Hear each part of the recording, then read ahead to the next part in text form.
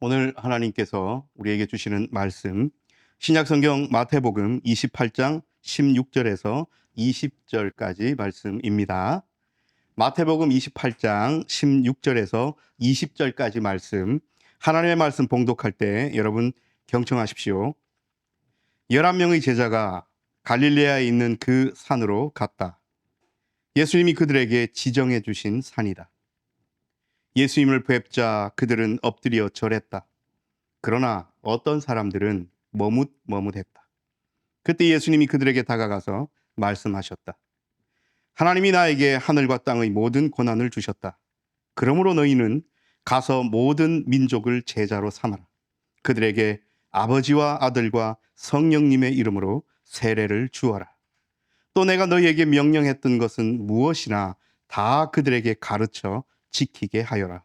보라, 바로 내가 너희와 함께 있다. 날마다 세상이 끝날 때까지. 아멘. 이 말씀을 통하여 은혜 주실 줄 믿습니다. 아멘. 할렐루야. 아멘. 오늘 삼위일체 주일입니다. 성령 강림절 후 몇 번째 주 하는 절기가 이제 다음 주부터 대림절이 올 때까지 계속될 거예요. 거의 반년을 차지합니다. 그리고 성령 강림절 후 첫 번째 주일인데 이 첫 번째 주일을 삼위일체 주일로 우리의 선배님들께서 이렇게 정하셨어요. 이유가 있습니다. 그래서 오늘 예전 색깔도 다시 부활주일 때처럼 흰색으로 스틸이 바뀌어 있습니다. 다음 주부터는 이제 녹색으로 계속 반년이 갈 겁니다. 오늘 여러분들 잘 아시듯 마태복음의 마지막 분이에요. 마태복음이 28장 있는데 28장의 완전 끝부분입니다. 이 단순한 결말이 아니고요. 복음서 전체를 완성하면서 동시에 새로운 시대를 열어버리는 부분이에요. 복음서의 절정이라고 할 수 있습니다. 왜 그런지, 왜 이 부분을 이제 이야기의 끝, 닫힘이 아니라 새로운 시대를 여는 것이고, 복음서에서 우리가 알고 있는 예수님의 탄생 고지부터 예수님이 아기 예수로 이 땅에 오셔서 자라시고 세례받으시고 공생애를 하시고 십자가에서 고난받고 죽으시고 부활하시고 부활하신 예수님께서 제자들에게 나타나시고 했던 이 거대한 이 구원의 이야기 끝을 장식하는 절정인지를 우리가 오늘 함께 나누어 보십시다. 우리는 갈릴리라고 알고 있는 이 지명이 오늘 새한글 성경에는 갈릴레아로 되어 있습니다. 11명의 제자가 갈릴레아에 있는 산으로 갔습니다. 예수님이 그들에게 지정해 주신 산입니다. 예수님은 생애 대부분의 공생애를 이 갈릴리 바닷가 근처에서 사역하셨습니다. 우리가 이걸 잊으면 안 됩니다. 나사렛 예수가 사역했던 대부분의 장소는 갈릴리 지역이었어요. 십자가는 어디서 지셨어요? 재판은 어디서 받으셨고 고난은 어디서 받으셨어요? 예루살렘입니다. 그리고 성령 강림 사건도 예루살렘이죠. 그래서 함께 모여서 예루살렘을 떠나지 말고 모여 있으라고 예수님 명령하셔서 제자들이 그 말씀에 순종했더니 성령 하나님께서 오셨고, 이제 예수님은 다시 갈릴레아로 가서 내가 지정한 산으로 가라 말씀하십니다. 이 산은 우리가 잘 알듯 마태복음 5장, 6장, 7장에서 많은 사람들에게 귀한 가르침을 주셨던 산상수훈의 그 산이기도 합니다. 어쨌든 말씀의 약속에 순종하여 제자들은 갈릴레아로 갔습니다. 그리고 그 산으로 갔습니다. 예루살렘에서 갈릴레아로 가는 것은 단순히 그냥 이 장소에서 저 장소로 가는 것이 아닙니다. 새로운 신학적인 선언이 포함되어 있습니다. 예루살렘에서는 예수님과 제자들이 어떤 경험을 했습니까? 대립을 경험했습니다. 거절당함을 경험했습니다. 그래서 사역의 출발지였던 갈릴레아로 돌아갑니다. 무언가를 실패해서 마음에 큰 무거움을 갖고 귀향하는 것이 아닙니다. 부활 승리를 맛본 이후에 예수님 사역의 원점으로 다시 되돌아가는 겁니다. 이제 단순히 지역적으로 한정되어 있던 갈릴리 지역, 예루살렘 지역, 유대적 지역 이런 것을 넘어서서 보편적인 전 세계를 향한 선교의 원점으로 돌아가는 일. 이것이 예루살렘에서 갈릴레아로 가라 하신 명령 속에, 약속 속에 숨어 있습니다. 그러므로 이것은 새로운 시작입니다. 11명의 제자가 되어 있는 것은 사실 마음이 좀 아파요. 가룟 유다가 탈락되어 있습니다. 12명의 제자들이 예수님과 함께 생활하면서 사실 그네들 얼마나 기대감에 가득 차 있었고 행복했겠습니까? 어떤 기대감이 있었습니까? 메시아, 그분, 하나님의 기름 부은 그분, 구약 성경에서 그렇게 말씀하셨던, 약속하셨던 그분, 그리스도가 우리와 함께 생활하고 계신다. 그리고 이분이 무언가를 이루실 때에 천지가 개벽하는, 세상이 뒤집어지는, 우리가 그렇게 오매불망 바라던 일이 벌어질 것이다 라는 기대감, 이런 것들로 가득 차 있었던 제자들 아닙니까? 근데 이 모든 일들, 우리가 알고 있는 예수님의 고난, 십자가, 부활 이런 것들을 다 겪어오면서 가룟 유다가 이 12명의 제자에서 탈락되고 없어요. 우리는 가룟 유다를 예수님을 판자라고 하면서 지금도 손가락질하고 비판하고 비난하지만 함께 3년을 생활했던 제자들 입장에서는 형제 하나가 빠진 것 아닙니까? 그래서 상처 입은 제자 공동체입니다. 아마 이렇게 이야기한 제자도 있지 않았겠습니까? 갈릴레아로 가면서 우리 가룟 유다도 같이 있었으면 얼마나 좋았을까? 우리가 완전체는 12명인데 이스라엘도 12지파인데 예수님 우리를 부르실 때 12명으로 부르셨는데 지금은 한 명 없이 우리 11제자만 가고 있는 이 상황, 마음의 상처가 있어요. 이것을 품고 가라 하신 갈릴레아의 산으로 갑니다. 예수님 그곳에서 약속대로 만나 주십니다. 그래서 이 11제자는 다시 한번 부활하신 예수 그리스도를 갈릴레아에 있는 산에서 만나죠. 예수님을 뵙자 그들은 엎드려 절했다고 오늘 17절에서 이야기하고 있죠. 그런데 그 뒤에 뭐라고 이야기합니까? 그러나 어떤 사람들은 머뭇했다. 망설였다는 거예요. 왜 망설였을까요? 여러분 이것은 지적인 불신이 아닙니다. 그러니까 머리로 나타나신 예수님이 예수님 아닐 거야. 예수님 부활하시지 않았어. 이것은 거짓이야. 내가 헛것을 보고 있어. 라고 인식해서 머뭇한 것이 아닙니다. 주저하고 당황해하고 당혹해하면 머뭇했던 망설임은 실천적 망설임입니다. 몰라서 하는 것이 아니에요. 해야 됨도 알고 적극적이어야 함도 알지만 내 몸이 안 나가는 거예요. 아직 익숙하지 않은 겁니다. 이것은 우리에게 뭘 말씀해 주시냐면요.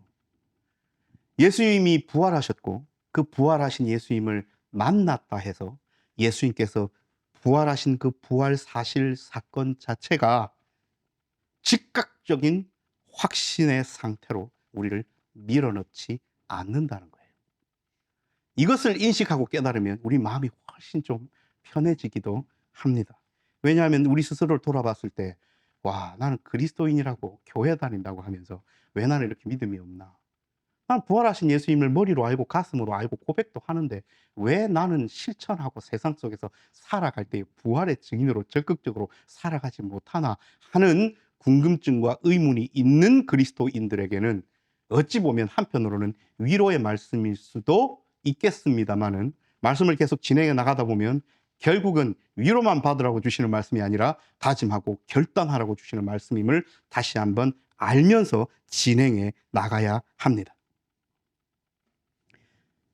그도 그럴 것이 제자들이 부활하시기 이전에 만나고 함께 생활했던 예수님은 지금의 예수님과 동일한 분이시지만 존재 방식이 다르잖아요. 십자가에 못 박히시기 전 예수님은 완벽한 인간들이랑 똑같은 육신을 입은 존재였어요. 근데 부활하신 예수님은요, 신령한 몸을 입으시고 사뭇 우리와는 좀 다른 그런 육신을 입고 있는 예수님. 그래서 이 제자들은 무섭기도 하고 두렵기도 하고 떨리기도 하고 이게 뭔가 싶기도 하고 궁금하기도 해서 머뭇머뭇하고 당황하고 주저하고 했을 수도 있습니다. 그래서 행동이 얼른 본능적으로 직관적으로 나가지 않는 거예요. 그래서 어떤 제자들은 바로 엎드려 절했는데 어떤 이들은 머뭇머뭇했습니다. 엎드리는 것은 예배라고 이야기할 수 있죠. 그런데 그 뒤에 머뭇머뭇하고 주저하는 사람들도 함께 있었죠. 이것이 부활 공동체의 현실을 보여줍니다. 교회 안에서 주일이라고 함께 모여 예배하고 있지만 어떤 이는 부활하신 예수 그리스도를 온몸으로 받아들이면서 감격 속에 감사 속에 사랑받음과 사랑합니다 고백과 이런 것이 어우러져서 진정한 예배를 드리는 사람이 있지만 또 한편으로는 우리가 겉모습은 알 수 없지만 그 마음속에는 딴 생각과 망설임과 주저함과 믿음 없음이 있는 사람이 섞여 있을 수 있다는 공동체의 현실. 인간이 살아가는 모든 세상 속에는 모든 교회 안에는 이런 현실이 있지 않겠습니까? 이것을 극명하게 보여주고 계셔요. 그래서 여러분, 신앙은 부활하신 예수님의 사건을 알고 믿고 인식한다 해서 자동적으로 우리의 신앙이 확 자라는 것이 아니라 점점 자라나는 것임을 우리는 잊어서는 안 됩니다. 내가 교회 와서 믿음을 가지고 세례를 받고 좀 이따 세례 얘기 나올 거지만요. 그리스도인으로서 살아간다고 내가 다짐하고 결단하고 한다고 해서 신앙이 갑자기 0에서 100으로 확 뛸 수가 없어요. 신앙생활을 해 나가다 보면 사람에게 치여서 실망할 때도 있고 또 교회 공동체 안에서 내가 상처받을 수도 있고 하여튼 여러 가지 일들이 내 신앙의 삶 가운데 존재하면서 이렇게 리듬을 타면서 신앙이 좋았을 때도 있다가 실망해가지고 어떤 일인지는 모르지만 신앙이 쭉 떨어질 때도 있다가 이렇게 하면서 들쑥날쑥 하면서 올라가는 거예요. 그렇지만 이거를 줄을 갖고 쫙 끄면 여러분 볼 때는 이렇죠. 이렇게 우상향을 하면서 내 신앙이 점점 자라나게 되는 것. 우리가 그것을 기대하면서 열심을 다해 예수 그리스도 안에서 훈련받고 알아가고 자라나야 합니다. 부활하신 예수님을 만났다 해서 곧바로 그냥 확 신앙이 올라가는 것이 아님을 오늘 갈릴레아 산 위에 있었던 어떤 제자들의 모습으로 우리는 다시 한번 알 수가 있습니다. 그래서 여러분, 요즘 지방선거 기간이죠. 이렇게 여러 가지 영상을 보면 각자 자기가 지지하는 후보자들을 향하여 거의 어떤 분들은 광적인 지지 표현을 막 하면서 소리도 지르고 막 지나만 가면 막 와 하고 박수도 치고 또 자기가 지지하지 않는 또 이 후보자가 가면 욕도 해가면서 이렇게 막 약간 광적인 모습들을 보여요. 부활신앙은 이런 열광적, 환상적 이런 것이 아니에요. 그래서 목사 입장에서 성도들을 이렇게 바라보고 신앙 지도와 함께 이 위로를 하고 북돋을 때에 갑자기 뜨거워지는 분이 있죠. 어떤 자기 삶의 사건을 통하여 병이 나왔다든지 갑자기 뭐 부자가 됐다든지 자기가 원하는 기도의 제목이 갑자기 뭐 이루어졌다든지 뭐 이런 식으로 해가지고 갑자기 확 뜨거워지는 사람들을 이렇게 보면 목사는 바로 그 다음을 생각합니다. 그럼 갑자기 빨리 뜨거워진 냄비는 빨리 식어요. 여러분, 부활신앙은 그런 것이 아닙니다. 부활신앙은 실제 역사 속에서 형성된 확신이에요. 즉 예수 그리스도의 부활을 폄하하고 폄훼하고 아니다라고 부정하는 사람들이 볼 때는 그 부활을 바라보면서 마치 열광주의자들처럼 예수님의 부활을 이렇게 뭘 만들어야 되니까 말도 만들어내고 그 사건도 그게 아니에요. 진짜 부활신앙은 이렇게 부활하신 예수님을 끊임없이 계속 만나고 느끼고 역사 속에서 경험했던 제자들이 계속 점점 경험하고 자라난 결과로 신약 성경에 적혀 있고 우리는 그 결과와 영향과 증언 안에 있는 겁니다. 우리도 똑같은 인간인데 어떻게 우리는 이런 신앙을 가질 수 있었는가가 뒤에 이유가 나옵니다. 계속 한번 나아가 보십시다. 예수님께서 어떤 이는 엎드려 절도 하고 어떤 이는 머뭇머뭇하고 주저하는 제자들을 바라보시면서 이제 입을 열어 말씀하십니다. 예수님이 그들에게 다가가서 말씀하셨다. 하나님이 나에게 하늘과 땅의 모든 권한을 주셨다. 여러분, 이건 예수님께서 설마 하나님께서 내한테 이런 권한, 권세, 능력을 주셨다, 너희들 나한테 까불지 마라고 자랑하셨을까요? 아닙니다.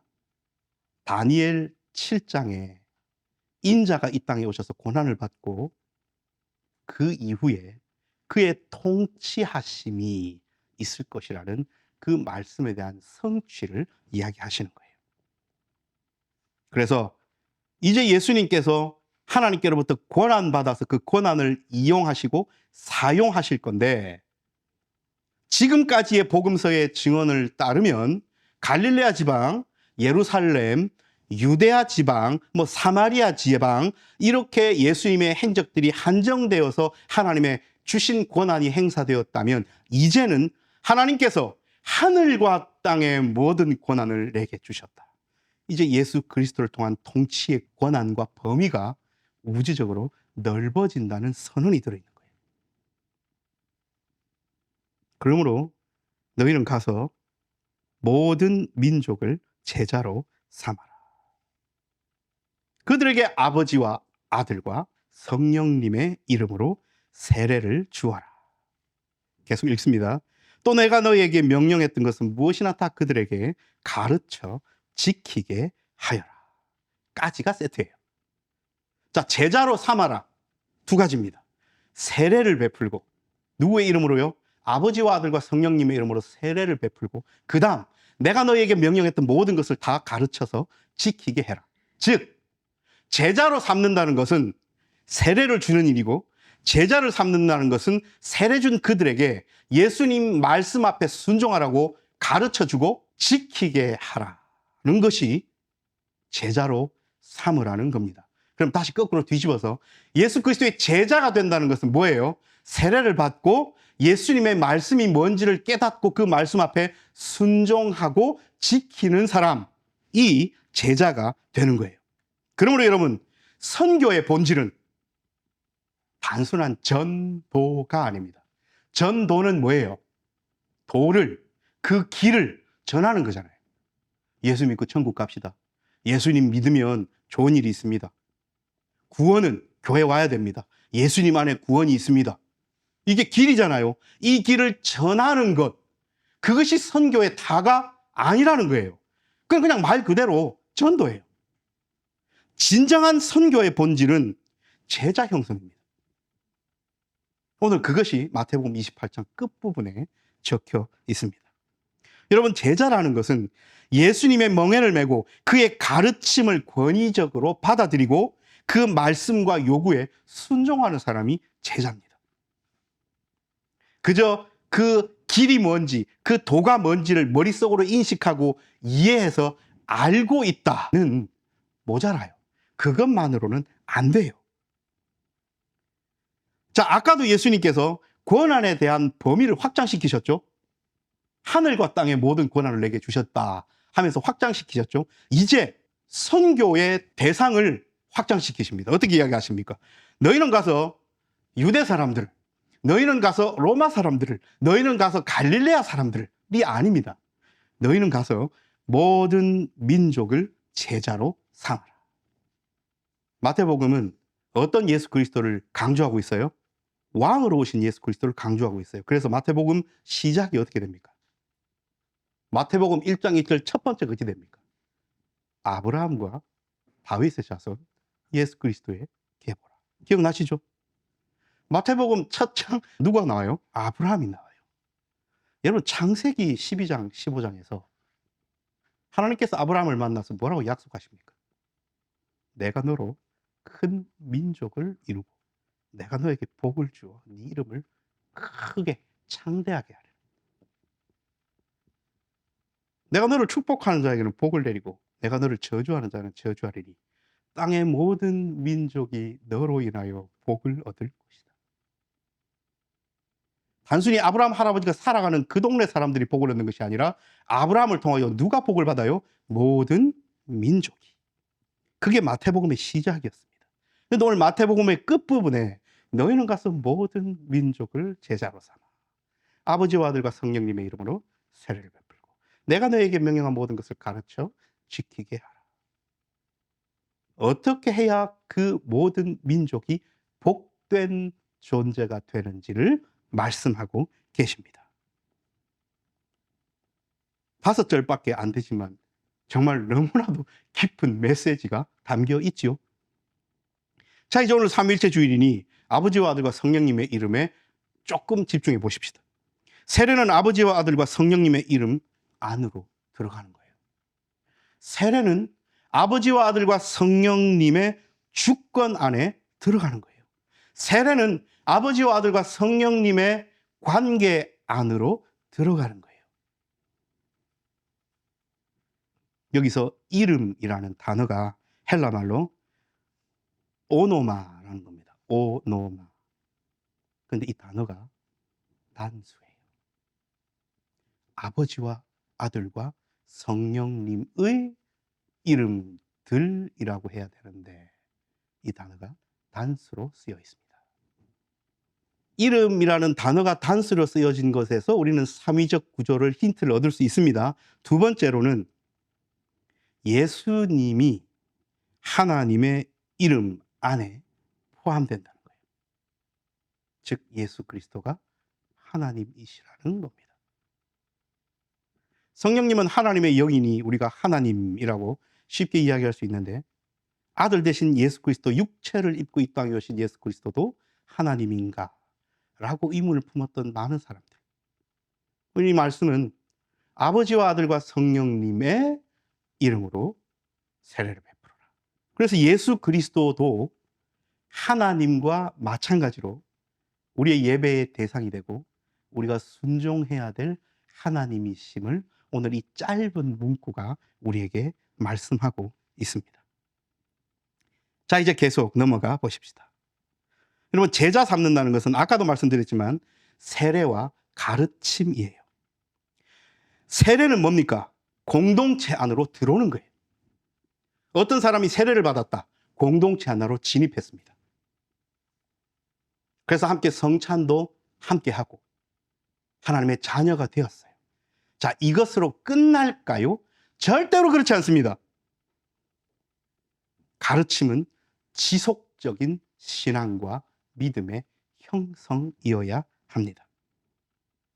그래서 교회 공동체는 그리스도인 제자 공동체는 끊임없이 아버지와 아들과 성령님의 이름으로 세례를 베푼 다음 지속적인 신앙의 진작을 위하여 가르치고 위로하고 북돋고 함께할 공동체, 해야 하는 공동체, 이것이 그리스도인 제자 공동체, 하나님께서 바라시고 원하시는 교회 공동체임을 우리는 잊어서는 안 됩니다. 그러면 무엇을 가르칠 것인가? 무엇을 가르쳐서 지키게 할 것인가? 예수님의 말씀이에요. 예수님의 명령입니다. 그래서 예수님의 말씀과 명령을 가르쳐서 지켜나가게 하는데 여기서 중요한 것은 어떤 학문적인 교리를 만들고 체계를 만들어서 그것을 딸딸딸딸 외워서 어떻게 머리를 굵게 하는 그것이 목적이 아니라 그 말씀을 듣고 깨달은 제자들이 예수 그리스도의 말씀과 명령에 순종하게 되는 것, 이것이 가르침의 목적입니다. 그래서 제자 공동체, 교회 공동체의 목적은 예수님의 말씀을 보존하고 예수님의 말씀을 전달해야 합니다. 수평적으로도 전달해야 되고 대를 이어서 우리 후손들에게도 보존 전달하는 것, 이것이 교회 공동체, 제자 공동체의 의무입니다. 자, 이제 마지막 문장으로 가보십시다. 보라, 바로 내가 너희와 함께 있다. 날마다 세상이 끝날 때까지. 내가 세상 끝날까지 너희와 항상 함께 있으리라. 이게 개역 개정판 말씀이죠. 오늘 조금 더 풀어놨습니다. 예수님께서 우리와 함께 하신대요. 우리는 이렇게 풀어낸 이야기를 다른 말로 알고 있습니다. 하나님이 우리와 함께 계시다. 임마누엘이에요. 그렇게 시작했던 마태복음의 시작이 오늘 어떻게 마무리를 짓습니까? 내가 너희와 함께 있다 날마다 세상이 끝날 때까지. 여러분, 이것은 이미 모든 일이 다 되었으니 이렇게 해 라고 예수님께서 명령하시는 것이 아니라 또 다시 한번 우리에게 뭘 주시는 거예요? 약속 주시는 거예요. 그러므로 여러분, 마태복음은 열린 결말이에요. 닫히지 않습니다. 이야기는 끝났어요. 예수님께서 이 땅에 계시다가 고난받고 죽으시고 부활하셔서 하나님 보좌 우편에 가신 이 이야기는 끝났는데 이제 뭐가 시작되는 겁니까? 남겨진 제자들, 제자 공동체의 사역과 사명이 시작되는 부분이에요. 그래서 이것은 우리 곁을 떠나버리심이 아니라 우리와 함께 계신다는 약속, 임재입니다. 예수님께서 우리와 함께 하시고 다시 오시겠다 말씀하신 것은 단순히 먼 미래에 지금 우리 현재와는 관계없는 다가올 언제가 될지 모르는 먼 미래에 일어날 어떤 사건이 아니라 지금 오늘 현재를 향하여 우리를 향해 오고 계시는 하나님의 도래입니다. 그러므로 복음서는 닿지 않습니다. 이야기는 끝났지만 사역은 시작되는 것이고요. 하나님의 통치는, 다스리심은 선언되었습니다. 제자 공동체는 그 다스리심, 그 영향력, 아버지와 아들과 성령님의 이름 안에, 아버지와 아들과 성령님의 주권 안에, 아버지와 아들과 성령님의 관계 안에서 현재를 살아가는 존재들, 주님과 함께 세상의 끝을 향하여 나아가는 사람들. 이미 오셔서 우리와 함께 계신 예수 그리스도 손잡고 또 미래에 오실 그 사건을 향하여 묵묵히 걸어갈 줄 아는 사람들. 그 사람들이 우리들이라고 오늘 마태복음은 이야기하고 계십니다. 사랑하는 여러분, 오늘 마태복음의 마지막 부분은 우리에게 큰 숙제도 안겨주시고 무엇을 약속하셨는가도 안겨주시고 또 그 약속을 바로 믿고 아는 자들에게는 참 소망이 일어나며 결단을 일으키는 귀한 말씀입니다. 그래서 우리 성삼위일체 하나님께서는 아버지와 아들과 성령님은 반석이 빛된 교회 모든 성도들을 바라보시면서 이번 한 주간도 이들이, 우리가 그렇게 참 제자 공동체로 살아가는가 불꽃 같은 눈으로 바라보고 계십니다. 기도합니다.